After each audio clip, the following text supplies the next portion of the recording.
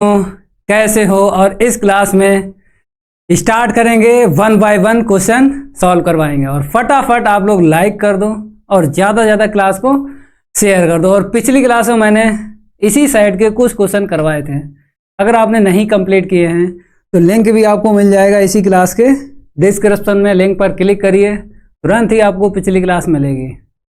और इस क्लास में करवाएंगे क्वेश्चन सॉल्व 2022 का सेट 3 FH। फटाफट जो है शेयर कर दो और लाइक कर दो। रेहाना जी, आपके सामने क्वेश्चन है, लगाइए। बोला गया है सिद्ध कीजिए कि यदि f such that a tends to b तथा g such that v tends to c एक ही है तो g संयोजन f such that a tends to c भी एक ही है। ये रिपीटेड क्वेश्चन है, सारे मेरे प्यारे भाई यहाँ पे रिपीटेड क्वेश्चन डाल रहे हैं। मैं लगवा देता हूँ, प्रैक्टिस हो जाएगी। 2023 के साइड में इसको मैंने करवा दिया था, ठीक है। दोबारा करवाते हैं, कोई दिक्कत नहीं है। अब आप लोग क्या करो, F such that A tends to B, G such that B tends to C क्या है, एक ही है। फटाफट दिया है, लिख लो। दो प्रतिचित्रण मेरे को मिले हैं, एक ही हैं। तो यहां पे मैं लिख रहा हूं प्रतिचित्रण F such that A tends to B, G such that B tends to C. ठीक है भाई, आप जानते हो पहला प्रतिचित्रण और दूसरा प्रतिचित्रण की अगर मैं बात करूं, एक ही बोला है। तो पहले आपको यह समझना है, जो पहला सेट होता है समुच्चय, वो किसके लिए होता है, x के लिए होता है। ठीक है, पहला जो समुच्चय होता है वो x के लिए होता है, और दूसरा जो समुच्चय है b, ये y के लिए होता है। ठीक है भाई, इसको समझना जरूरी है, तभी आप सिद्ध कर पाओगे जी संयोजन f such that a tends to c एक ही। अब देखो यहाँ पे फटाफट, अगर आपने ये बाई बी को दिया है तो यहां पर भी देना पड़ेगा भाई। यहां पे देखो, अगर आपने बाई चर जो है बी को दिया तो यहां पर बी दिख रहा है सेम टू सेम, तो जो यहां पे चर दिया है वही यहां पे देना पड़ेगा, क्योंकि बाई का मान आप जानते हो बाद वाले समुच्चय से लेना पड़ते हैं और x के मान पहले वाले समुच्चय से लेना पड़ते हैं। अब यहाँ पे c है, आपने x y ले लिया, अब इसको क्या कर लो, z ले लो। ठीक है भाई, ये समझाने के लिए मैं बता रहा हूँ। पेपर में इनको नहीं लिखना है, केवल समझाने के लिए मैं बता रहा हूँ कि पहले वाले समुच्चय को जो है प्रांत और बाद वाले समुच्चय से आप परिसर निकाल सकते हो।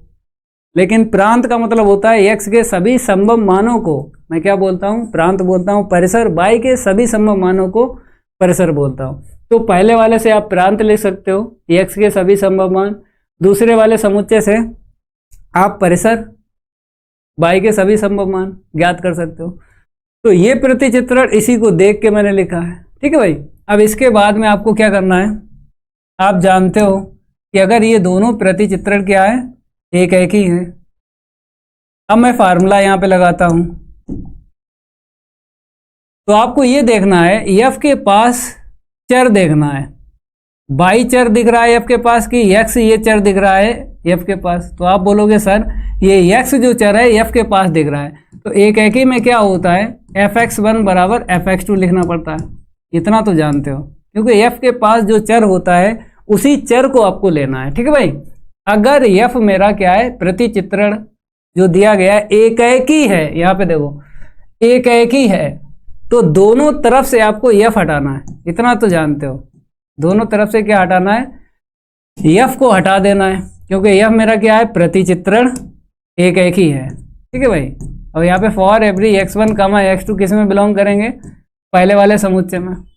याद रखना, अगर f एक ही है तो दोनों तरफ से आपको f हटाना है। तो यहाँ पे x1 है तो x1 आएगा, यहाँ पे x2 है तो x2 आएगा। f हट जाता है, एक ही अगर हो तो वो हट जाता है। ऐसे ही यहाँ पर आपको लेना है, g के पास में आपको चर बताना है।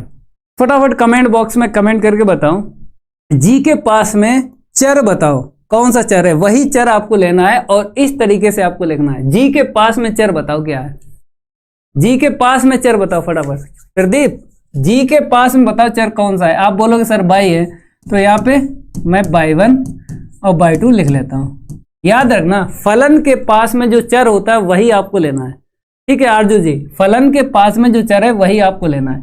ये जेड जो है दूर है, ये जेड जो है जी से दूर है तो इसको नहीं लेना है, जो चर जी के पास में वही आपको लेना है। जैसे यहाँ पे एफ के पास में चर आपका एक्स दिख रहा है तो यही आपको लेना है, क्योंकि बाई चर तो दूर है, वही आपको चर लेना जो पास में है, ठीक है भाई।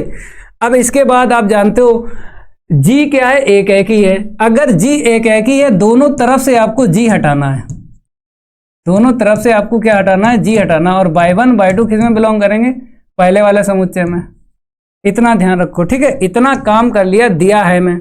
अब इसके बाद मेरे को ये प्रतिचित्रण दिखाना है एक ही। तो आप जानते हो मेरे को यहाँ पे जो फलन दिया गया है जी संयोजन एफ है, इसी को लेके चलना है फटाफट। जी संयोजन एफ लेके चलेंगे, ठीक है भाई। अब इसको चर की जरूरत पड़ेगी तो आपको देखना है बाद में फलन। अगर एफ है तो एफ के पास में क्या चर है, एक्स है, तो इसको आपको क्या देना है भाई साहब, x1 देना है, ठीक है। याद रखना बाद में जो भी फलन होता है उसी के हिसाब से यहाँ पे चर लिखना पड़ता है। तो f के पास में चर x है तो तभी मैंने यहाँ पे x1 लिखा है। अब बराबर में क्या लिखोगे भाई साहब, x2 लिखोगे, सीधी सी बात है। यहाँ पे x1 लिखा तो अब आपको यहाँ पे x2 लिखना पड़ेगा। इतना क्लियर है, पहले ये बताइए फटाफट, यहाँ तक क्लियर है दिवाकर, यहाँ तक क्लियर है। ये फलन मैंने लिखा, ठीक है। फिर आपको पता है चर की जरूरत पड़ेगी तो आपको यहाँ पे देखना है, यहाँ पे कहाँ पे देखना है, यहाँ पे देखना है।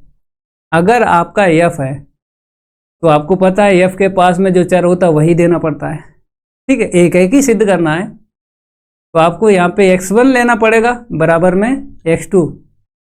सर डायग्राम से बता दीजिए। प्रदीप भाई डायग्राम नहीं बनेगा, क्यों, क्योंकि जो समुच्चय दिए गए वो अपरिमित हैं। जब अपरिमित समुच्चय है तब आपको फार्मूले से ही सवाल लगाना है। जब परिमित समुच्चय होते हैं तब आपको तीर आरेख से सवाल लगाना है। याद रखना जब आपके पास परिमित समुच्चय हो, जैसे ये क्या है मेरा परिमित समुच्चय, तब आपको तीर आरेख से सवाल को लगाना है। समझ में आ रहा है, परिमित समुच्चय हो तब आपको तीर आरेख से लगाना है, लेकिन जब अपरिमित समुच्चय है तब आपको फार्मूले से ही सवाल लगाना है, नहीं तो नंबर काट लिए जाएंगे। भाई अगर आपने सिद्धांत गलत यूज किया तो नंबर काटे जाएंगे, ठीक है। ये वाला मेथड नहीं लगा सकते हो, ये मेथड तभी लगता है जब परिमित समुच्चय हो, ठीक है भाई। अब आप जानते हो x1 के पास में जो चर है, x1 है ये चर, इसके पास फलन देखो क्या है, इसके पास फलन आपको क्या दिख रहा है, f दिख रहा है, इसके पास f दिख रहा है। आपको पास में देखना है, जो भी फलन है उसी को आपको देना है, चाहे वो x1 की बात करेगा चाहे x2 की बात करेगा, जो फलन पास में है उसी को आपको देना है। तो मैंने कहा भाई साहब ये जो x1 है f के पास में है तो आपको f को देना है ऐसे करके, ठीक है। देने के बाद ब्रैकेट लगा लो और ये जो है संयोजन हट जाता है, ये ध्यान रखना। ये क्या है, संयोजन, कंपोजिशन बोलते हैं इसको। ओ को क्या बोलते हैं, कंपोजिशन, हिंदी में संयोजन बोलते हैं, ठीक है भाई। तो x1 जब f को दिया ये संयोजन हट जाएगा और ब्रैकेट में fx1 आपको लिखना है बराबर में। अगर x2 मैंने f को दिया तो आप जानते हो ये संयोजन हट जाता है, तो ऐसे करके आपको लिखना है। यहाँ तक क्लियर है। अब आप जानते हो g मेरा क्या है, g मेरा क्या एक ही है, तो दोनों तरफ से g हटा दो। तो आपने कहा सर ठीक है, दोनों तरफ से मैंने g हटा दिया, क्यों, क्योंकि मेरा g एक ही है भाई साहब, g एक ही फलन है। g अगर एक ही फलन है तो दोनों तरफ से g हटा दो। अब मेरा f दिख रहा है, तो यहाँ पे क्या बोला है कि अगर f एक ही है तो दोनों तरफ से f हट जाता है, तो यहाँ पर भी आपको f हटाना है। भाई अगर g एक ही है तो दोनों तरफ से g हट जाएगा, तो यहाँ पर अगर एफ बताया एक एक ही है तो आप जानते हो एफ हट जाएगा भाई। फटाफट सारे के सारे मेरे प्यारे भाई इसको लिखें। यहाँ पे कुछ नहीं करना है आपको, यहाँ पे एफ लिखना है, ठीक है भाई। और एफ के बाद में ये नोट करना और यहाँ पे ब्रैकेट लगा लेना। बताओ क्लियर है? फटाफट बताओ सारे के सारे मेरे प्यारे भाई। ये देखें, अगर एफ मेरा एक ही है तो दोनों तरफ से आपको क्या करना है, एफ हटाना है। अब आप जानते हो इतना काम करने के बाद में फिर यहाँ पे आपको क्या लिखना है, फॉर एवरी x1 जो है x2 किस में बिलोंग करेगा, पहले वाले समुच्चय में। ये ए है ना, ए में करेगा। ओके, इस तरीके से आपको उत्तर देना है, बस लग गया सवाल। इससे ज़्यादा आपको कुछ करना ही नहीं पड़ेगा। अगर ऐसा करते हो तभी पूरे नंबर मिलेंगे पेपर में। अब आराम से लिख दो कि जी संयोजन एफ क्या है, एक एक ही है। इसको बॉक्स में बंद कर देता हूँ। ये जो आंसर आया ये वाला, इसको बॉक्स में बंद कर देता हूँ, ठीक है। और यहाँ पे लिख लो अतः करके, अतः जी संयोजन F such that A tends to C भी एक एक ही है। बताओ यहां तक क्लियर है? फटाफट बताओ।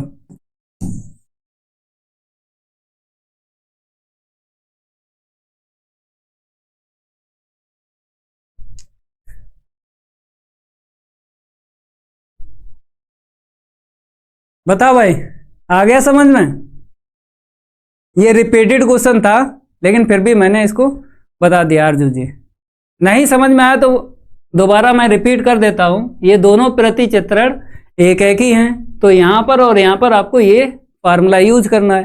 फिर बोला है इसको आपको सिद्ध करना है, तो सिद्ध में आपने यहाँ पे x1 बराबर में x2 लिखा, क्योंकि यहाँ पे देखा करो बाद में जो भी फलन है उसी का यहाँ पे चर लिखा जाता है। तो बाद में f दिख रहा है तो f के पास में x था, तभी मैंने x1 x2 दोनों तरफ लिख लिया। फिर उसके बाद आप जानते हो यहाँ पे g एक एक ही है, मैंने फार्मूला लगा लिया यहाँ पे।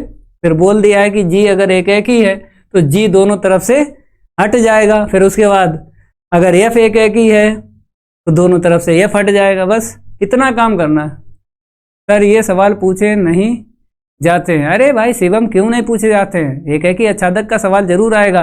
पागल है क्या? एक ही आच्छादक है भाई। 1.1 और 1.2 प्रश्नावली सिलेबस में नहीं दिवाला निकल जाएगा। हाँ शिवानंद, ठीक है, इतना ही कर लेना, कंप्लीट हो जाएगा। अरे रेहाना जी, ये क्वेश्चन क्यों नहीं आता है आपको भाई? ये भाई एक ही आच्छादक ये नहीं पढ़ा है। बहु एक अंताक्षेपी, सम्मित, संक्रामक, स्वातुल्य, ये तो सिलेबस में भाई नहीं पूछे जाते हैं। तो भैया नंबर गणित में 100 में 100 नहीं आ पाएंगे, क्योंकि आपको लगता है ये नहीं पूछे जाते हैं तो आपने तैयारी नहीं किया। ऑफलाइन कोचिंग में मैं पढ़ाता हूँ तो पहला पार्ट बहुत सरल लगता है। जितने स्टूडेंट पढ़ते हैं वो कहते हैं पार्ट 1 से लेके अगर 13 तक की बात करूँ तो पहला पार्ट बहुत सरल है, बाकी सारे कठिन कहते हैं। क्योंकि हमसे पढ़ा है ना तो पार्ट इसलिए एक सरल लगा है उनको, ठीक है। अगला सवाल देखो, मेरी जिम्मेदारी है मैं बताता हूँ वैसा ही तैयार करो। यहाँ पे क्या लिखा है, यदि x बराबर साइन y तो सिद्ध कीजिए इसके बराबर ये है। मैंने आपको बताया है इस तरीके से सवाल आता है तो दो मेथड आपको पता हो। लगेगा एक ही मेथड लेकिन दोनों मेथड की जानकारी होना चाहिए। जैसे पहला मेथड और यहाँ पे सेकेंड मेथड। तो पहला मेथड जो होता है मैचिंग मेथड होता है, कई बार मैं बता चुका हूँ, फिर रिपीट करता हूँ। बार बार इसलिए रिपीट करता हूँ कि दिमाग में सेट हो जाए। जो मेथड बार बार बताता हूँ इसलिए कि दिमाग में सेट हो जाए भाई, फिर रटना नहीं पड़ेगा आपको, समझ के सवाल लगाओ। तो मैचिंग मेथड पहला मेथड है। सेकंड मेथड क्या है मेरा, LHS बराबर RHS है, ठीक है। अब कौन सा मेथड लगेगा ये जानकारी कौन देगा? ये जानकारी देगा dy/dx। dy/dx का मान अगर अंश बटे हर में निकल रहा है तब आपको लगाना है मैचिंग मेथड। भाई यहाँ से आपको dy/dx निकालना है, दिया है इसे। अगर अंश बटे हर में निकल रहा है तब आपको मैचिंग मेथड लगाना है। अगर dy अपॉन dx का मान केवल अंश में निकल रहा है, केवल अंश में निकल रहा है, तब आपको LHS बराबर RHS का मेथड यूज करना है। हाँ एवं ऐसा सवाल कहीं आ जाए इस पृथ्वी के अंदर, कहीं सवाल आ जाए, दिया है और सिद्ध करना है, और आता सवाल जरूर है, हर साल आता है एक सवाल, ये मेथड की जानकारी हो तो सवाल छूटेगा नहीं पेपर में, ये मेरा वादा है आपसे। 2 मेथड के अलावा तीसरा मेथड आपको यूज नहीं करना है। देखो कैसे, मैं बताता हूँ। सबसे पहले आप क्या लिखोगे, यदि का मतलब जानते हो, दिया है तो सबसे पहले मैंने लिख लिया दिया है, फटाफट लिखो x के बराबर साइन y। ठीक है, यहां से y निकाल लेता हूं, आप जानते हो साइन को इस तरह भेजूंगा, साइन इनवर्स x हो जाएगा, तो y बराबर आ गया है मेरा साइन इनवर्स x। ठीक है भाई, क्लियर है। अब कहता है dy अपॉन dx निकालो पहले, तो मैं कह रहा हूं x के सापेक्ष अवकलन करने पर, x के सापेक्ष क्या करने पर, अवकलन करने पर, फटाफट करो, x के सापेक्ष क्या करो, अवकलन करने पर, तो दोनों साइड आपको d अपॉन dx रखना है। इतना तो जानते हो भाई, ये जो हिंदी लिखी है ना मैंने, इसका मतलब यही होता है कि दोनों तरफ आपको d अपॉन dx रखना है, और ये जो d अपॉन dx है ना, इसी को मैं बोलता हूँ अवकलन। आरजू जी, इसी को मैं अवकलन बोलता हूँ। तो y का जानते हो dy अपॉन dx। अब साइन इनवर्स x का अवकलन होता है 1 upon root of 1 minus x square. ये मेरा निकला है अंश बटे हर में भाई साहब, ये मेरा निकला है अंश बटे हर में। ठीक है, dy अपॉन dx जो निकला है अंश बटे हर में निकला है। जब अंश बटे हर में निकला है तो ये आपको मेथड यूज करना है और ये वाला मेथड यूज नहीं करना है। ठीक है, ऐसे पता कर लेते हैं कि कौन सा मेथड यूज होगा। ठीक है, तो इस मेथड में क्या होता है, जब मेरे को d2y अपॉन dx स्क्वायर निकालना है तो याद रखना है हर का क्रॉस इंटू करने के बाद में d2y अपॉन dx स्क्वायर का मान निकालना है। ठीक है, तो क्रॉस इंटू करेंगे, पहले इसे समीकरण 1 डालो, जरूरत पड़ेगी, यहाँ पे 2 डाल लो। ठीक है भाई, क्रॉस इंटू कर दो, तो 1 माइनस इसका और dy अपॉन dx। और एक बात मैं आपको बता दूं, जैसे मैचिंग मेथड का मतलब होता है पूरा पूरा आपको मैच करना है, मैचिंग मेथड का मतलब होता है पूरा पूरा आपको सिद्ध करना है, समझ गए मैचिंग मेथड। ठीक है, अब कोई दिक्कत नहीं है, पूरा पूरा मैच करेंगे। पुनः x के सापेक्ष अवकलन करेंगे, पुनः x के सापेक्ष अवकलन करने पर, पुनः x के सापेक्ष अवकलन करने पर, तो आप जानते हो दोनों साइड आपको d अपॉन dx रखना है, 1 माइनस एक्स स्क्वायर और यहाँ पे dy अपॉन dx, और बराबर में d अपॉन dx और इंटू में 1। ठीक है, इसको मैं हटा देता हूँ। अब आते हैं यहाँ पे। ठीक है, तो इसको फर्स्ट और इसको सेकंड।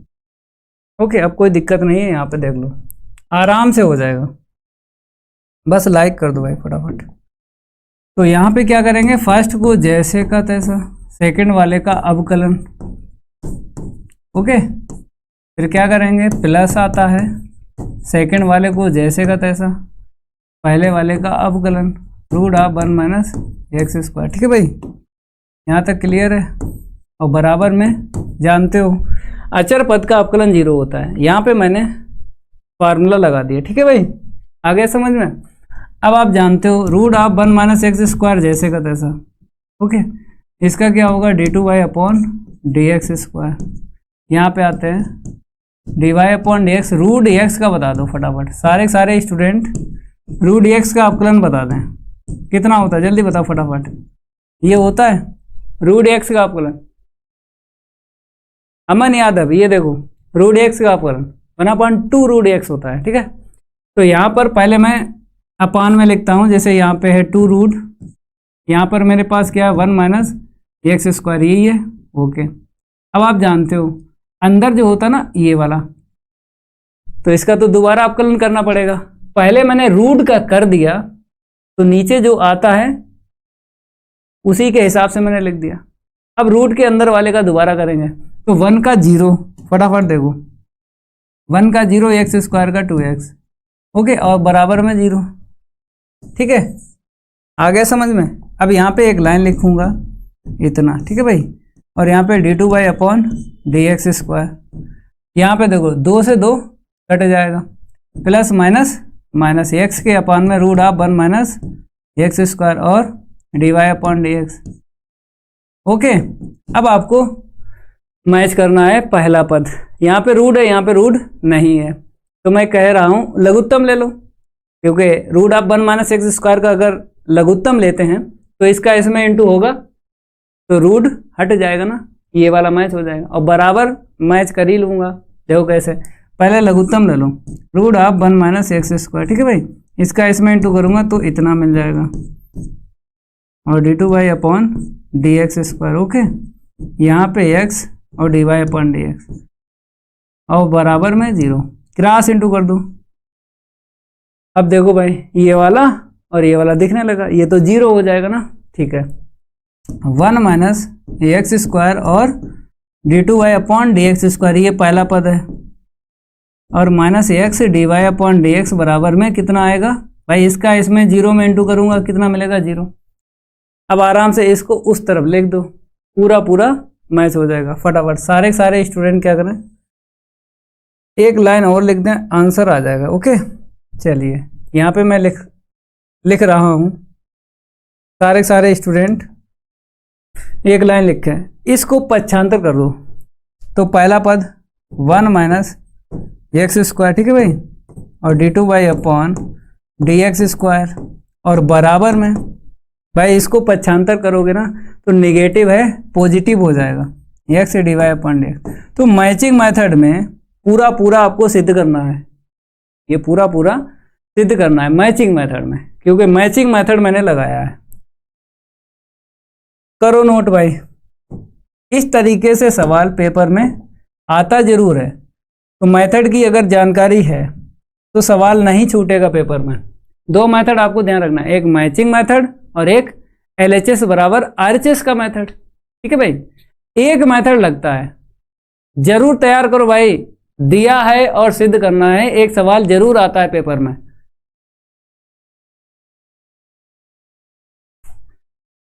कन्नौज कुशवाहा कह रहे हैं मेरे को ग्रुप में ऐड कर दो, मेरा नंबर लिख लो 7607620452, ये मेरा मोबाइल नंबर है, ठीक है। मैसेज कर देना व्हाट्सएप पे, जोड़ दूंगा भाई, ग्रुप में जोड़ दूंगा। सर जो किताब में दिया है क्वेश्चन वही आएगा ना, उससे बाहर नहीं। भाई शिवानंद सिंह, मेरी राय यही है आपसे, किताब के अगर सवाल नहीं आपसे लगते हैं कोई दिक्कत नहीं है, केवल 35 पेपर आपको तैयार करना है। जो भी सवाल दिए जाएं 35 पेपर में वही आपको बार बार रिपीट करना है, रिवीजन करना है बार बार। किताब के सवाल नहीं लगते हैं कोई दिक्कत नहीं है, लेकिन 35 पेपर अगर आपने तैयार कर लिए, मैं वादा करता हूं आपसे कि गणित में 100 में 100 नंबर आएंगे। 35 पेपर के जो भी क्वेश्चन है बार बार लगाओ उसे, मैं गारंटी लेता हूं गणित में आएंगे 100 में 100। आपको 2 दूनी 4 नहीं आता है कोई दिक्कत नहीं भाई, 2 दूनी 4 नहीं आता कोई दिक्कत नहीं, आपको वो आना चाहिए जो पेपर में क्वेश्चन आएगा।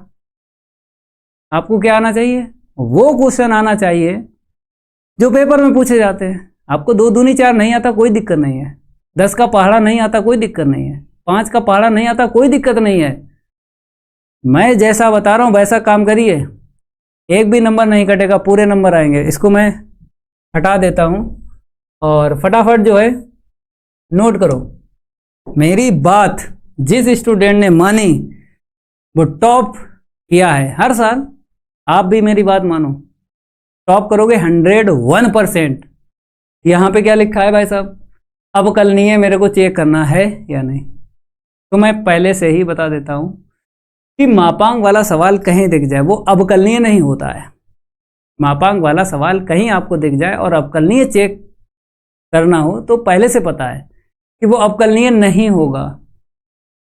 ठीक है, सबसे पहले क्या लिखोगे भाई साहब, सबसे पहले दिया गया फलन, दिया गया फलन। ठीक है भाई, फटाफट जो है f(x) के बराबर लिखेंगे।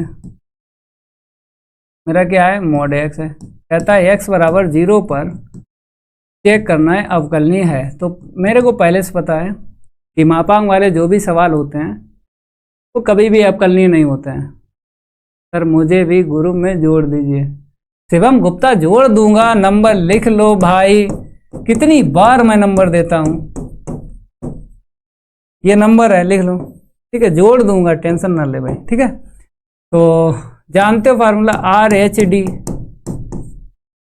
राइट हैंड डेरिवेटिव, दायां अवकलज, मापांक वाले क्वेश्चन सांतत होता है। हाँ प्रदीप भाई, हाँ मापांक वाले सवाल सांतत होते हैं। हर सवाल इस पृथ्वी के अंदर कैसा भी सवाल आ जाए मापांक वाला सांतत होता है, लेकिन अवकलनीय नहीं होता है।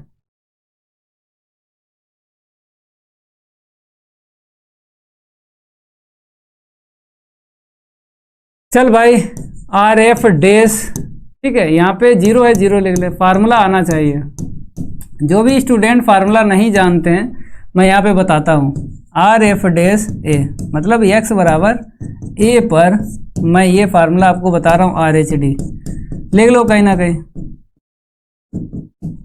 कहीं ना कहीं लिख लो। अगर फार्मूला नहीं आता है भाई साहब, नहीं तो दिवाला निकलेगा, पेपर में दिवाला निकलेगा। ठीक है, LHD होता है मेरा फार्मूला, LF'(A). ये फार्मूले आपको आना चाहिए। बार बार इसलिए लिखता हूँ कि याद हो जाएं ये फार्मूले। FA माइनस EH माइनस का FA अपान में माइनस EH। ठीक है भाई, मैंने दोनों फार्मूले लिख दिए। अमन यादव कह रहे हैं डज नॉट एग्जिस्ट निकलेगा। चेक करता हूँ फार्मूला। ओके, अब इसके बाद चलिए भाई फटाफट limit h tends to 0, f 0 plus h है तो इसको सॉल्व करेंगे। मतलब 0 में h प्लस होगा तो FH आएगा ना, f 0 के अपान में h। इतना काम करो ऐसे करके। ठीक है भाई, बराबर लिमिट h टेंस टू 0। अब FH का मान यहाँ से mod h और माइनस F0 का मान यहाँ से mod 0 अपान में h। ठीक है, इतना आपको काम करना है। अब बराबर मैं थोड़ा सा सिंपलीफाई करता हूँ। आप जानते हो मोड से बाहर संख्या प्लस ही निकलेगी। यहाँ पे देखो, ठीक है, इतना तो जानते हो। अब क्या मेरे को दिखा, h अपान h दिखा, वो तो कट जाएगा ना। जैसे h अपान में h दिखा आपको, काट दो भाई साहब, 1 आएगा। तो यहाँ पे h नहीं है तो लिमिट हट जाएगी। ठीक है, h नहीं है तो लिमिट हट जाएगी भाई, जो भी आएगा लिख लो। अब इसके बाद में करोगे क्या, LHD और निकालना पड़ेगा। सारे स्टूडेंट इसको लिखें। ये मेरा क्या है, RF' है, और इसके बाद LHD और निकालेंगे।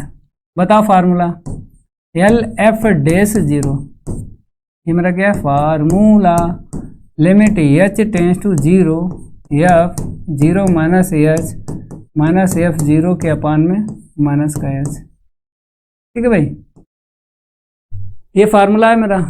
सर 2020 से 22 तक के पेपर सॉल्व कर चुका हूँ पुरानी प्लेलिस्ट से। अच्छा भाई, लिमिट वाले क्वेश्चन में डज नॉट एग्जिस्ट। हाँ भाई अमन, क्यों इतनी बार कमेंट कर रहे हो, मैं लगा रहा हूँ। पहले तो इसको घटाता हूँ, 0 में से h माइनस करोगे माइनस h मिलेगा, F0 अपान में माइनस h। अब उठा के मान रखेंगे। तो limit h tends to 0 f minus h, यहाँ पर देखो अगर x है मेरे पास माइनस h है, फटाफट ऐसे करें। ठीक है, सॉल्व करो। आपने कहा जी सर मैं कर रहा हूँ solve. Limit h tends to 0, यहाँ पे देखो बाहर निकालोगे तो प्लस का h निकलेगा, क्योंकि मापांक से बाहर कोई भी संख्या निकलती है प्लस की ही लिखी जाती है। यहाँ पे देखो mod 0 0। ओके, तो यहाँ पे क्या मिलेगा, लिमिट एच टेंस टू 0। अगर ऊपर एच है और नीचे इतना है भाई, अब देखो कट रहा है तो क्या मिला, -1 मिला। इसका मान देखो, इसका मान +1 आया, इसका मान -1 आया, तो दोनों के मान क्या निकले, अलग अलग निकले। तो आर एफ डैश 0 बराबर नहीं है एल एफ डैश 0 के। अब लिखो अता करके, सारे स्टूडेंट क्या करें, अता करके लिख दें। कैसे लिखोगे भाई, लास्ट लाइन लिख दो, अता x बराबर 0 पर एफ एक्स अवकलनीय नहीं है, अवकलनीय नहीं है भाई। ठीक है भाई। सर क्लास के बाद ग्रुप में ऐड कर देना। ठीक है, ऐड कर दूंगा कुशवाहा भाई, कर दूंगा। 25 सेट लगा लेना। तो हाँ 25 नहीं 35, शिवानंद 35 पेपर तैयार करो। 5 साल का एक्सपीरियंस लेके जाओ, पेपर देना है ना तो 5 साल का एक्सपीरियंस लेके जाओ। मेरा वादा है आपसे, एक भी क्वेश्चन नहीं छूटेगा। गुस्सा आता है हमको, मेरे को गुस्सा आता है, आपको गुस्सा आना चाहिए कि मैं जो कह रहा हूं उस पर काम करिए, पूरा पेपर होगा भाई। अगला सवाल, ये रिपीटेड क्वेश्चन है, मैं बहुत बार इसको लगा चुका हूं, फिर भी लगाऊंगा। ठीक है, फिर भी लगाऊंगा, बहुत बार इसको लगाया है।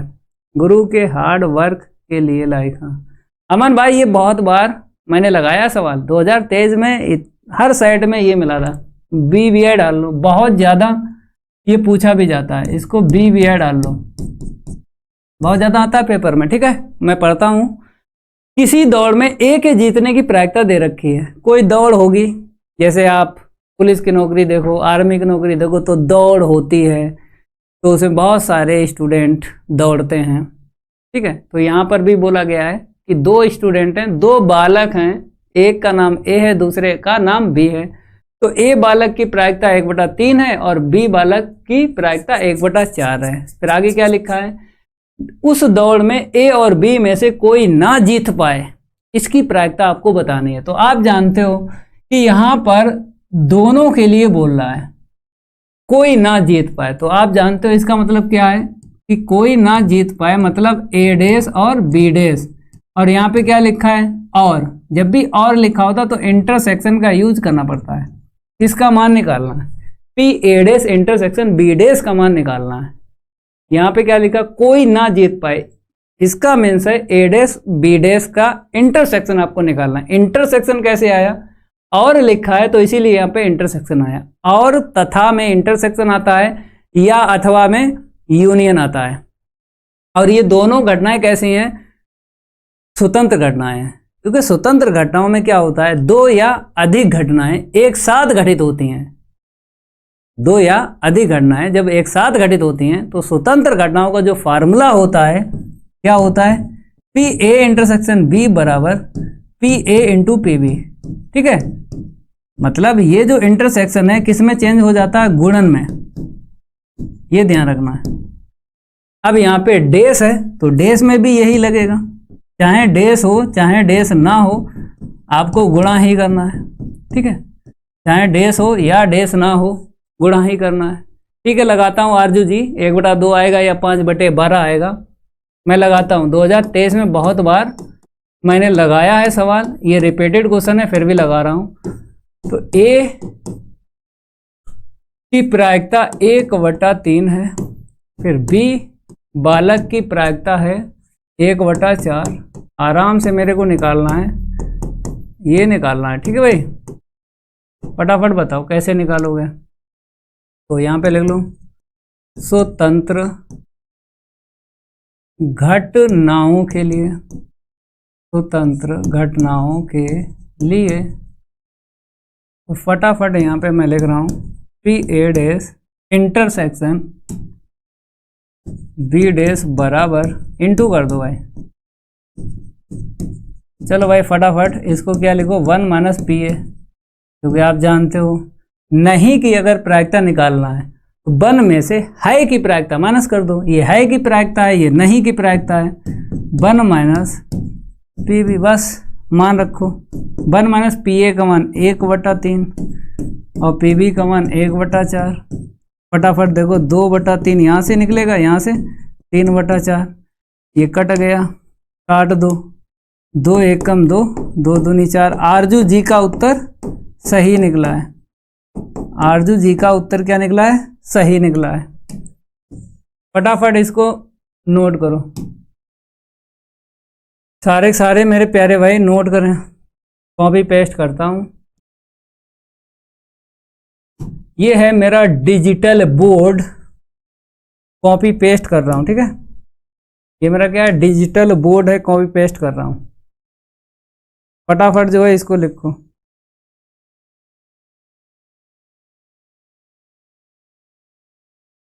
बताओ आ गया समझ में? जल्दी बताओ फटाफट, आ गया समझ में? अरे यार कन्नौज भाई, डी मॉर्गन ना लगाओ, क्योंकि यहाँ पे स्वतंत्र घटनाओं का रूल मैंने लगा दिया है। क्योंकि स्वतंत्र घटनाओं में क्या होता है? 2 या अधिक घटनाएं एक साथ घटित होती हैं, तो इंटरसेक्शन जो होता है गुणन में चेंज होता है। इंटरसेक्शन जो है गुणन में चेंज होता है। ओके ओके कन्नौज भाई, आरजू जी सर, पहले तो मैं आपका धन्यवाद करूंगा, क्योंकि आपकी वजह से मैं आज 85% क्वेश्चन सॉल्व कर लेता हूं। Thank you so much sir. अच्छा हाँ, आर ट्रेडर 44। रितिका जी बताइए, समझ में आ रहा है? रितिका जी अगला क्वेश्चन देखिए, ये रिपीटेड क्वेश्चन है, मैंने करवाया है, इसको देख लेना, ठीक है। 2023 के साइड में देख लेना, ये रिपीटेड क्वेश्चन है 4 का। इसको नहीं लगाऊंगा, ये मैं लगा चुका हूं भाई। बताओ लगा दूं? जल्दी बताओ, जल्दी बताओ, रिपीटेड क्वेश्चन है, लगा दूं? जल्दी बताओ यार। जी सर लगा दो। इसमें कुछ नहीं है, देखो एक प्रतिचित्रण दिया गया है और फलन भी दिया गया, कहता सिद्ध करना है एकेकी आच्छादक। तो एकेकी के लिए x1 बराबर x2 दिखा देना है, हो जाएगा सिद्ध। और आच्छादक के लिए x का मान y के पदों में निकालना पड़ता है, वो x का मान जो निकला है पहले वाले समुच्चय में बिलोंग करवा देना, तुरंत आच्छादक सिद्ध हो जाएगा। कर दीजिए रितिका जी। ठीक है कर रहा हूं, लेकिन रिपीटेड क्वेश्चन है। सबसे पहले क्या लिखोगे? प्रतिचित्रण। सबसे पहले प्रतिचित्रण लिखो, यह such that Q tends to Q, ठीक है भाई। और इसी के सामने आपको फलन का मान लिखना है। याद रखना आप लोग, पेपर में सवाल आ जाए ना तो प्रतिचित्रण के सामने ही फलन का मान लिखा जाता है, ठीक है। प्रतिचित्रण है ये मेरा मैपिंग इसको बोलते हैं, इसके सामने ही फलन का मान लिखा जाता है। जैसा मैं लिख रहा हूं ऐसे ही लिखो। अब एकेकी के लिए फार्मूला बता दो भाई।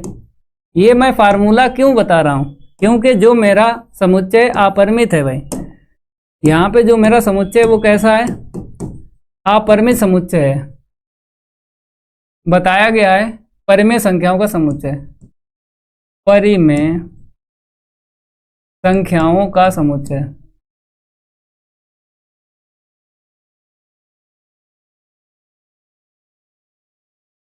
परिमेय संख्याओं का समुच्चय कैसा है? अपरिमित है, अपरिमित समुच्चय है। तो अपरिमित समुच्चय है तब आप जानते हो सवाल को फार्मूले से लगाया जाता है, तीर आरेख से नहीं लगाएंगे, क्योंकि तीर आरेख से तभी आपको लगाना है जब समुच्चय कैसा हो? परिमित हो। हाँ, जब समुच्चय परिमित होता है तभी तीर आरेख से लगाना है। लेकिन यहाँ पे जो समुच्चय है क्यों, वो अपरिमित है, बहुत सारी संख्या मिलेंगी। तो इसीलिए मैं कह रहा हूँ फार्मूले से सवाल लगेगा। तो एकेकी के लिए देखो भाई, fx1 बराबर क्या होता है मेरा? fx2 होता है, ठीक है। fx1 का मान यहाँ से रख दो, 3x1 माइनस का 4 बराबर fx2 का मान यहाँ से रख दो, 3x2 माइनस का 4, काट दो, ये कटा ये कटा, यहाँ पे कितना आ गया? 3x1 बराबर 3x2, ये कटा ये कटा, तो x1 बराबर कितना आ गया? x2। फॉर एवरी ये x1 x2 किस में बिलोंग करेंगे भाई? पहला जो समुच्चय होता है वो x के लिए होता है, बाद वाला जो होता है y के लिए होता है। तो x1 x2 पहले वाले समुच्चय में बिलोंग करेंगे। यहाँ पे बराबर आपको दिखाना है, ठीक है भाई। एक एकी के लिए क्या दिखाना पड़ता है, यहाँ पे बराबर। ठीक है, एक एकी अगर आपको फलन दिखाना है तो बराबर दिखाना पड़ेगा। ठीक है, अब यहाँ पे लिख दो एफ क्या है मेरा, एक एकी फलन है एफ कामा समुच्चय। आप जानते हो एक एकी के लिए क्या होता है भाई, आप जानते हो मेरा प्रतिबिंब बनता है। जैसे ये दो अवयव हैं, ठीक है, तो ये क्या बना मेरा प्रतिबिंब। तो प्रतिबिंब बना है क्यू से क्यू में।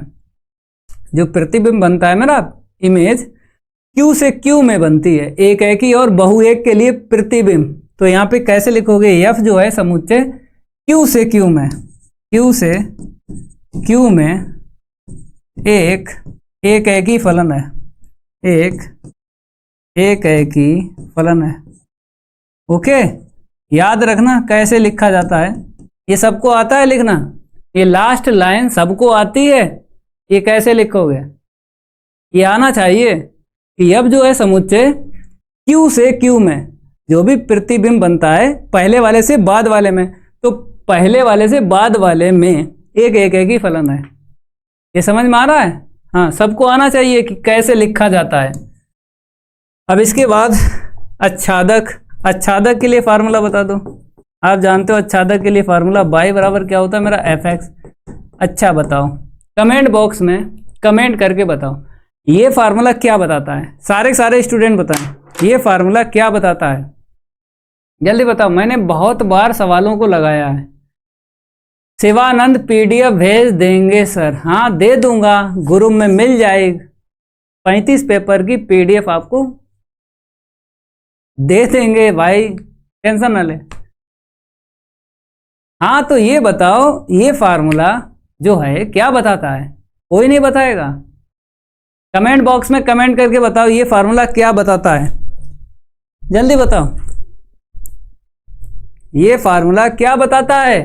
हाँ, x का मान y के पदों में निकालो। आरजू जी मैं खुश हो गया हूं, क्योंकि बच्चा अगर पढ़ रहा है जो मैं कह रहा हूं तो भैया मेरा दिल बाग हो गया, गार्डन हो जाता है गुरु का दिल, गार्डन।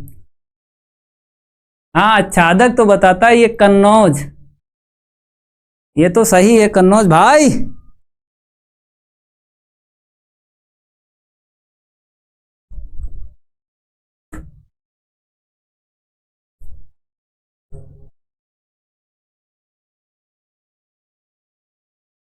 ये फार्मूला बताता है कि x का मान y के पदों में निकालो।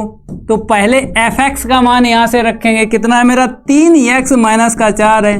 यहां से x का मान निकालो y के पदों में, तो 4 का पक्षांतर कर दो भाई मेरे, तो y प्लस का 4 बराबर कितना रहेगा मेरा भाई, 4 का पक्षांतर कर दिया मैंने, 3x रहा। अब x का मान जो निकलेगा वो पहले वाले समुच्चय में बिलोंग करना चाहिए। जो x का मान निकला है y के पदों में, ये वाला मान पहले वाले समुच्चय में बिलोंग करना चाहिए। यहां पे लिखा है सिद्ध कीजिए, तो चेक करने की जरूरत नहीं है, डायरेक्ट बता दो कि ये जो x का मान निकला है पहले वाले समुच्चय में बिलोंग करेगा। तो भाई साहब f क्या हो गया, आच्छादक फलन हो गया। इसको मैं बॉक्स में लेता हूं और यहां पे कैसे लिखा जाएगा ये भी जानकारी आपको होना चाहिए। जैसे इसको मैं कॉपी करता हूं, क्योंकि डिजिटल बोर्ड में यही खासियत है। इसको मैं कॉपी करता हूं, ठीक है भाई, और यहां पे मैं पेस्ट करता हूं। आप लोग क्या करो, यहां पे बताओ कि कैसे लिखा जाएगा, समुच्चय को कैसे लिखा जाएगा, जल्दी बताओ फटाफट। देखो भाई यहाँ पे क्या है, क्यू से क्यू में लिखा है, तो इसका मतलब जानते हो आच्छादक और अंतःक्षेपी में क्या होता है। देखो यहाँ पे बाद वाले से पहले वाले में जाना है, ये ध्यान रखना है। आच्छादक और अंतःक्षेपी में क्या होता है, बाद वाले से पहले वाले में जाना है। क्यों, क्योंकि जब डायग्राम बनाते हो तो इसमें क्या होता है बताओ, पूर्व प्रतिबिंब बनता है ऐसे करके, फिर इमेज बनती है। मतलब जो भी समुच्चय होता है तो क्यू से क्यू में जाना है, बाद वाले से पहले वाले में जाना है, ये ध्यान रखना है। इसका जो अवयव है इसका पूर्व प्रतिबिंब ये है, ये वाला अवयव जो है इसका पूर्व प्रतिबिंब ये है। समझ में आ रहा? एकैकी में क्या होता है, पहले वाले से बाद वाले में जाना होता है। आच्छादक और अंतःक्षेपी में बाद वाले से पहले वाले में आपको आना है। तभी मैंने लिखा Q से Q में एक आच्छादक फलन है। अब अतः करके लिख दो, F जो है एकैकी आच्छादक फलन है, अतः करके लिख दो, अतः F कामा एकैकी आच्छादक फलन है, आच्छादक फलन है। आ गया समझ में? पहले ये बताओ फटाफट।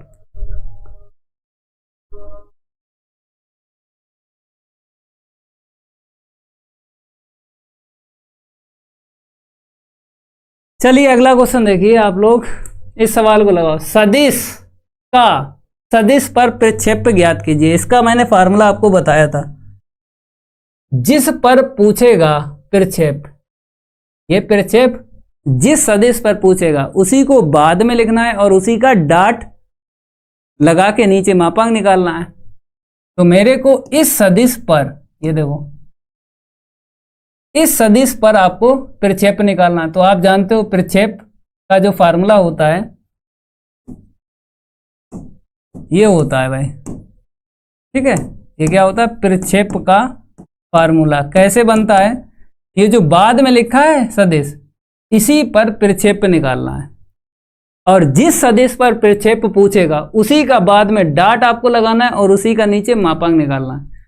तो प्रक्षेप, हाँ, जिस पर पूछे, जिस सदिश पर पूछे उसी का बाद में डॉट लगता है और उसी का नीचे मापांक निकाला जाता है।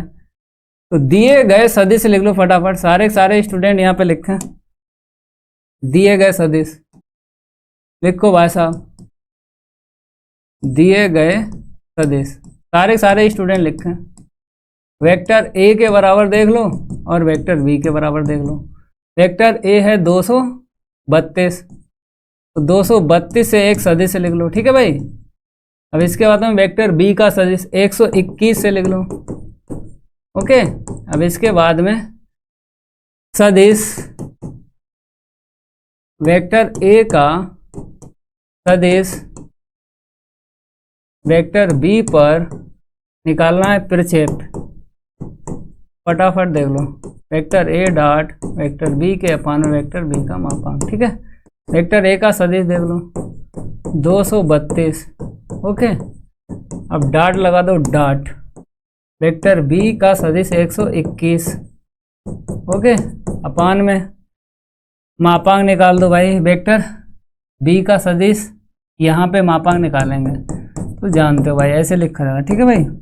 2 एकम 2, 3 दूना 6, 2 एकम 2 बटे में 4 2 6, कितना आ गया मेरा 10 बटे इतना आ गया, ठीक है। ये रिपीटेड क्वेश्चन है, ये पहले भी मैं लगा चुका हूँ, ठीक है। ये रिपीटेड क्वेश्चन है भाई, रिपीटेड क्वेश्चन है, ठीक है प्रदीप भाई। अगला सवाल, शेयर क्या करो, लाइक क्या करो क्लास को, ठीक है। ये वाला फार्मूला कहीं ना कहीं लिख लेना, ठीक है।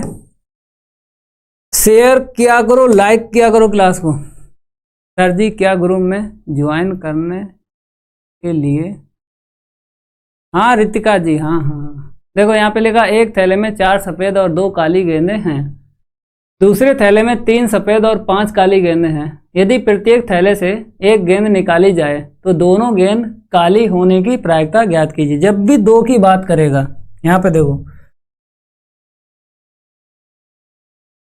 जब भी 2 की बात करेगा तो आपको ब्रैकेट का यूज करना है। आप जानते हो 2 घटनाएं या 2 से अधिक घटनाएं जब एक साथ घटित होती हैं तो स्वतंत्र घटनाओं का यूज करके सवाल लगता है। तो यहाँ पे 2 की बात कर रहा है, दोनों गेंदें काली होने की, तो मतलब 2 घटनाएं घटित होंगी। तो मेरे को 2 ब्रैकेट लेना है। कितने ब्रैकेट लेना? 2। मतलब ये ब्रैकेट कैसे आते हैं, देखो स्वतंत्र घटनाओं में क्या होता है, इनटू होता है। तभी मैंने बताया आपको 2 ब्रैकेट लेना है, एक पीए का हो जाएगा, एक पीबी का हो जाएगा। हरी भाई देखो भाई, सबसे पहले आपको क्या करना है, एक थैला बनाना है और इसमें गेंदें बताना है कितनी कितनी हैं। पहला थैला ये हो गया, दूसरा थैला देख लो फटाफट, पहले थैले में उसने क्या बोला है, कितनी कितनी गेंदें बताइए भाई साहब, बताइए 4 सफ़ेद, लिख लो 4 सफ़ेद गेंदें, ठीक है भाई, 2 काली गेंदें। तो NS बराबर कितना हो जाएगा इसका, NS बराबर 4 2 6 गेंदें, ठीक है। इसके बाद दूसरे थैले में क्या बोला है, 3 सफ़ेद, दूसरे थैले में 5 काली, 5 काली गेंदें, टोटल NS यहाँ से निकाल लो कितना निकलेगा, 5 3 8 गेंदें हो जाएंगी भाई, ओके। अब उसने बोला है दोनों गेंद काली, दोनों गेंद काली की क्या निकालना है, प्रायिकता निकालना है। P का मतलब क्या है, प्रायिकता। तो आप जानते हो 2 ब्रैकेट आपको लेना है, एक PA का लेना है, एक PB का लेना है।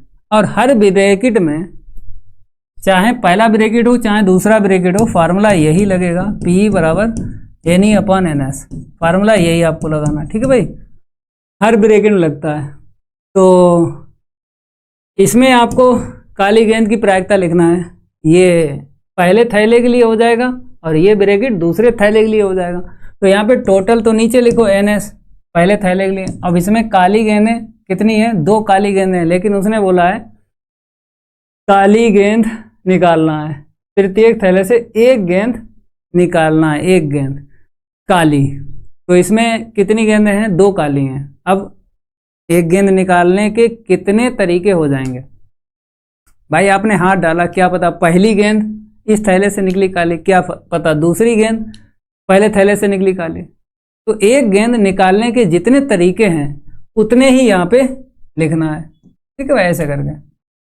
तो 1 गेंद काली निकालने के कितने तरीके हो जाएंगे, 2 हो जाएंगे, ऊपर आपको लिखना है। अब दूसरे थैले के लिए देख लो, टोटल आपको नीचे लिखना है 8। अब इसमें भी आपको 1 गेंद निकालना है काली। तो जब हाथ डालोगे, क्या पता पहली काली गेंद हाथ में आ गई, क्या पता दूसरी गेंद हाथ में काली आ गई। 3 सफ़ेद हैं, 5 काली हैं, मतलब 5 काली में से 1 गेंद आपको काली निकालना है। तो कितने तरीके हो जाएंगे 1 काली गेंद निकालने के, 5 तरीकों से 1 काली गेंद आप निकाल सकते हो। तो यहाँ पे पूरा पूरा लिखो, ठीक है भाई। अब कट्टा पिट्टी करेंगे, जो कटेगा उसे काटेंगे, जो बचेगा उसे को लिखेंगे। देखो भाई साहब, 2 3 6, 5 बटे 3 8 24, ये उत्तर आया भाई, एकदम इजी है, आराम से लग जाएगा। बताओ, ठीक है प्रदीप, आगे समझ में। तो इस तरीके से सवाल लगता है, जब भी 2 या 2 से अधिक घटनाओं की बात करेगा तो आपको स्वतंत्र घटनाओं का यूज करके सवाल लगाना, स्वतंत्र घटनाओं का यूज करके, 2 या 2 से अधिक घटनाओं की जब बात करेगा, ठीक है। रितिका जी, अगला सवाल देखो, बताओ बहुविकल्पीय क्वेश्चन है, कैसे लगाओगे। तो मैंने आपको ट्रिक बताई थी, मतलब टी मानना, कैसे समाकलन में, कैसे समाकलन में टी मानोगे। बताओ भाई, क्या ट्रिक बताई थी मैंने, फटाफट बताओ। मैंने जब बेसिक पढ़ाया था तो मैंने आपको ट्रिक बताई थी, कैसे समाकलन में टी मानोगे। तो देखो, पहला रूल है, घात के अंदर अधिकतम पद को टी मानते हैं, अधिकतम पद को टी माना जाता है, ठीक है भाई। ये पहली ट्रिक हो गई, ये क्या हो गई मेरी पहली ट्रिक हो गई भाई। अब दूसरी ट्रिक मेरे पास क्या है, जब मैं साइन या फिर साइन इनवर्स लेता हूं या कॉस इनवर्स लेता हूं, तो कोण को टी मानना है। जैसे मैंने साइन ले लिया तो यहाँ पे कोण होता है, कुछ भी कोण हो, या फिर आपका साइन इनवर्स हो, चाहे साइन इनवर्स हो, चाहे आपका कॉस इनवर्स हो, चाहे टेन हो, चाहे टेन इनवर्स हो, हमेशा कोण को ही टी माना जाता है। ये दूसरी ट्रिक है, इसको माना जाता है कोण को ही टी माना जाता है, ये ट्रिक है, समझ में आ रहा है। तो इस सवाल में आपको दिख रहा होगा कॉस स्क्वायर के बाद में जो भी है उसको टी मानो प्रतिस्थापन विधि से, तो कॉस स्क्वायर एक्स ई की घात एक्स। ये ध्यान रखना, दो ही ट्रिक हैं। जब भी आप व्यंजक को टी मानोगे तो दो ट्रिक के अलावा तीसरी ट्रिक नहीं बनाएंगे। इन दो ट्रिक से ही काम किया जाता है और प्रतिस्थापन विधि से आपको टी मानना है। ये विधि आपने 7.2 प्रश्नावली में पढ़ी है, एनसीईआरटी में पढ़ी होगी। एनसीईआरटी में 7.2 में प्रतिस्थापन विधि। ठीक है भाई। माना एक्स ई की घात एक्स बराबर टी। रेहाना जी अपकलन कर दो फर्स्ट और सेकंड। फर्स्ट को जैसे तैसा सेकंड वाले का अपकलन, फिर सेकंड वाले का जैसे तैसा फर्स्ट वाले का अपकलन। यहाँ पे आपको dx लेना है और t का अपकलन 1 होता है और उस तरफ dt आपको रखना है, इस तरफ dx रखना है। तो केवल यहाँ पे मैं क्या करता हूँ, dt ही रखता हूँ। ठीक है भाई, क्लियर है यहाँ तक? जल्दी बताओ। किसी भी स्टूडेंट को डाउट हो तो भाई पूछ लो। यहाँ तक डाउट तो नहीं है सर? किसी भी सवाल में दम नहीं है। हाँ, ऐसे ही पेपर बनता है। किसी भी सवाल में दम नहीं है, ऐसा ही पेपर आपको मिलेगा। यहां से कॉमन ले लो। तो यहाँ पे ये चला गया भाई साहब, ऊपर वाला देखो ये मैच हो गया किससे? इससे मैच हो रहा है। और ये भी आपको रखना पड़ेगा क्योंकि प्रतिस्थापन विधि में दो मान रखना पड़ते हैं, एक जो माना है, एक जो मैचिंग हुई है। दो मान आपको रखना पड़ेंगे प्रतिस्थापन विधि में। आई बराबर ऊपर वाला तो चला गया, नीचे कॉस स्क्वायर और टी और यहाँ पे dt। अब आप जानते हो कि समाकलन अंश का होता है, हर का नहीं होता है। ये तो आप जानते हो। समाकलन किसका होता है? फटाफट बताओ। समाकलन अंश का होता है, हर का नहीं होता है। होता है हर का। फार्मूले के रिलेटेड अगर फलन मिलेगा तभी समाकलन होगा। हर में अगर व्यंजक दिया जाए उसका कब समाकलन होगा? जब फार्मूले के रिलेटेड व्यंजक हो तभी हर का समाकलन होता है, नहीं तो समाकलन अंश का ही होता है। तो भैया ऐसा कोई फार्मूला है जो नीचे वाले का समाकलन कर पाए? कोई फार्मूला तो है नहीं, तो इसको ऊपर लेके चलो क्योंकि समाकलन अंश का होता है, हर का नहीं होता है। तो इसीलिए समाकलन अंश का होता है, हर का नहीं होता है। ऊपर लेके चले और इसको dt लिख दिया। इतना ध्यान रखना है, बगैर रीजन के कोई भी लाइन मैं यहाँ पे नहीं लिखूंगा। हमें कुत्ते ने नहीं काटा है जो मैं कॉस स्क्वायर को सेक स्क्वायर बना दिया।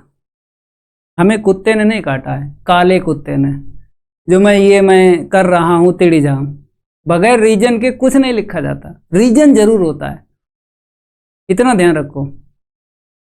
रेहाना जी मैंने इसको सेक बनाया है, सेक स्क्वायर। बगैर रीजन के कुछ नहीं लिख सकते हो, रीजन जरूर होगा। तो मैंने रीजन आपको बताया है कि समाकलन अंश का होता है, हर का नहीं होता है। समझ में आ रहा है? हाँ, चाहे फिजिक्स हो, चाहे केमिस्ट्री हो, चाहे कोई सब्जेक्ट हो, बगैर रीजन के आप एक लाइन नहीं लिख सकते हो। रीजन जरूर होगा। और टीचर ने रीजन अगर बताया तो वही टीचर अच्छा होता है, और जिस टीचर ने रटवाया वो टीचर बेकार होता है। जिस टीचर ने रीजन बताया वही टीचर अच्छा, जिस टीचर ने रीजन नहीं बताया समझो वो रटवा रहा है, वो जिंदगी खराब कर रहा है। तो सेक स्क्वायर का बता दे भाई। यहाँ पे टी माना है ना, टी का मान भी रखना पड़ेगा भाई। सेक स्क्वायर का क्या होता है? 10, और समाकलन हो जाए तो सी को प्लस कर दे भाई। टी का मान बता दे, एक्स ई की घात एक्स और प्लस सी। देख ले भाई, 10 एक्स ई की घात एक्स प्लस सी। सेकेंड ऑप्शन करेक्ट है।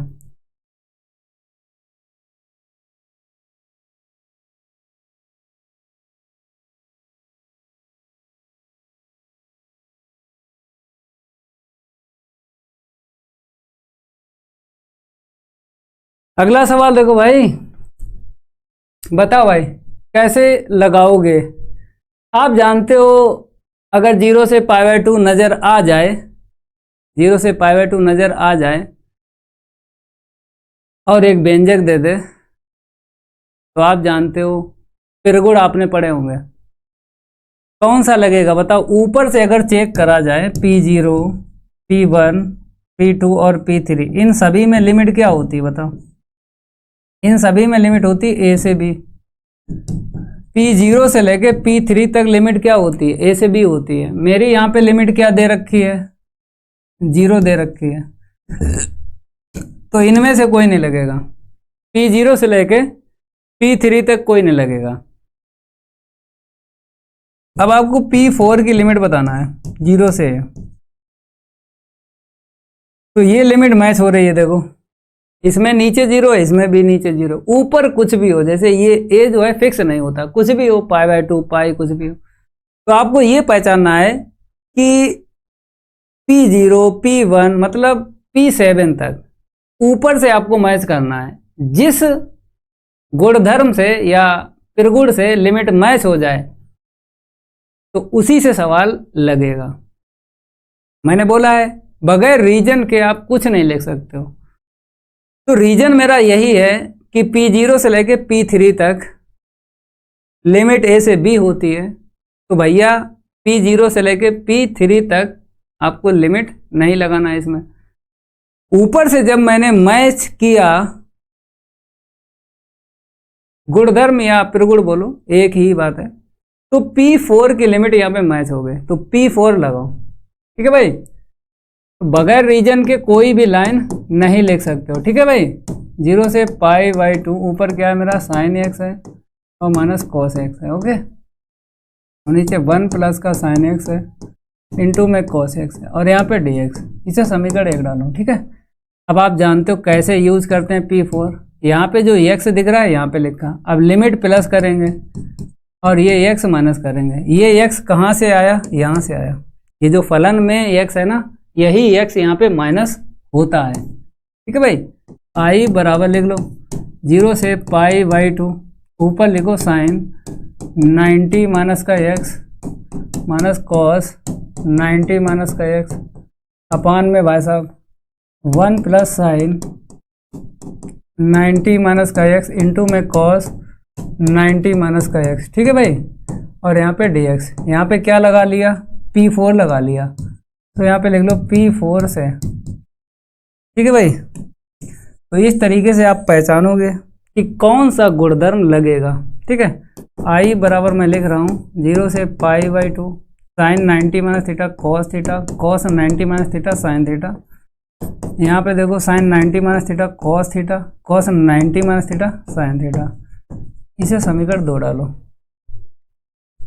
हाँ, आंसर रेहाना जी 0 आएगा। ठीक है, प्रदीप कुमार कह रहे हैं सर आप 12th में पढ़ते थे तो आप नहीं रटते थे। हाँ, मैं रटता था, टीचर ही ढंग का नहीं मिला था। टीचर ही ढंग का नहीं मिला था तो रटते थे। लेकिन आज मैंने वो करके दिखाया है जो पुराने से पुराने टीचरों ने नहीं करके दिखाया, मैंने वो करके दिखा दिया। बगैर रीजन के कोई लाइन नहीं लिखी जाती है। बगैर प्यास के आप पानी नहीं पी सकते हो। प्यास लगेगी तभी पानी पियोगे, भूख लगेगी तभी रोटी खाओगे। बगैर भूख के आप खाना नहीं खाओगे ना। क्यों प्रदीप भाई? बगैर रीजन के कोई भी लाइन नहीं लिखी जाती। जैसे मैं जोड़ रहा हूं समीकरण 1 व 2 से, क्यों जोड़ रहा हूं बताओ? आप बताओ, ये दोनों समीकरण मैं क्यों जोड़ रहा हूं? बगैर रीजन के कुछ नहीं कर सकते। मैं बताता हूं, जब भी आप गुणधर्म लगाया करो समीकरण 2 बनेंगे। जोड़ते कब हैं? जोड़ते तब हैं या तो कोई फार्मूला बनता हो या फिर कुछ कटता हो, तभी जोड़ा जाता है। ये ध्यान रखना है। समीकरण 1 और 2 को तभी जोड़ा जाता है जब कुछ कटता हो या कोई फार्मूला बनता हो, तभी जोड़ा जाता है, वैसे नहीं जोड़ा जाता है। याद रखना, हर बच्चा समझता है कि समीकरण 1 और 2 जुड़ता ही है, ऐसा नहीं है। कभी कभी क्या होता है, समीकरण 2 से ही सवाल लग जाता है, समीकरण 1 का यूज भी नहीं होता है, समीकरण 2 से ही सवाल लग जाता है। लेकिन समीकरण 1 और 2 जुड़ता कब है? तभी जोड़ोगे जब कुछ कटता हो या कोई फार्मूला बनता हो।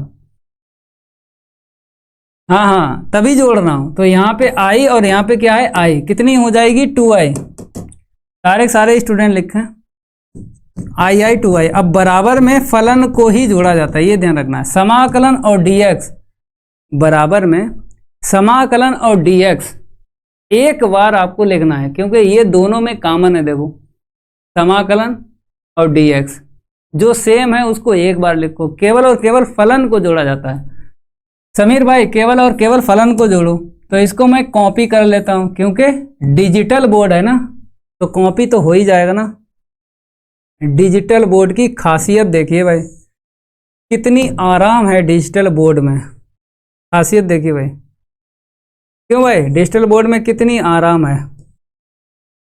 ये लोग कॉपी पेस्ट कर दिया आपके लिए, इतनी आपकी हेल्प हो गई भाई। ठीक है, हमें तो लूट लिया मिलके हुस्न वालों ने, हैं गोरे गोरे गालों ने, काले काले वालों ने। अब लघुत्तम देख लो भाई, लघुत्तम सेम है, डायरेक्ट ऊपर प्लस कर दो 0 से π/2। तो मैंने यहाँ पे क्या लिया 1 प्लस साइन एक्स इंटू इतना, ऊपर जोड़ दो, क्योंकि लघुत्तम सेम होता है तो ऊपर डायरेक्ट आप जोड़ सकते हो, कोई दिक्कत नहीं आती है। कुछ कटेगा तो काटो। तो आपने कहा सर ये प्लस का ये माइनस, ये प्लस ये माइनस, कट गया, ऊपर खेल खत्म। जब ऊपर खेल खत्म है तो भैया 0 बनेगा। 0 बनेगा तो उत्तर कितना आएगा, 0 आएगा भाई। 2i बराबर 0, डायरेक्ट लिख दो भाई, 0 के बटे 2, तो आंसर आया 0। ठीक है, ऊपर सब कट गया ना, तो उत्तर मेरा कितना आया 0। तो 2i बराबर कितना है 0, तो i बराबर कितना आएगा 0। सर आपसे समाकलन पढ़कर ऐसा हो गया है कि अब आप कोई भी समाकलन का क्वेश्चन देंगे लग जाएगा। हाँ प्रदीप भाई एक लाइन ध्यान रखो कि समाकलन अंश का होता है, हर का नहीं होता है। ये कोई नहीं बताएगा आपको, तो मैं बता रहा हूँ। समाकलन अंश का होता है, हर का नहीं होता है। होता है हर का जब फार्मूले के रिलेटेड व्यंजक मिलेगा तभी हर का समाकलन होगा, नहीं तो समाकलन अंश का ही होता है। तो ज्यादातर मैं व्यंजक को अंश में ही लेके जाता हूँ, समझ में आ रहा है, अंश में ही लेके जाओ व्यंजक को, तभी समाकलन होता है। सुमित अगला सवाल लगाएगा कि कल लगवाऊं, बताओ। 1 घंटा हो गया भाई, 1 घंटे की क्लास होती है मेरी। अब इनको मैं कल करवाऊंगा, ठीक है भाई। क्लास अच्छी लगी हो लाइक और शेयर कर दो, धमाकेदार क्लास लूंगा। जब तक पेपर नहीं हो जाते हैं 1 बाय 1 क्वेश्चन करवाएंगे। जय हिंद, जय भारत।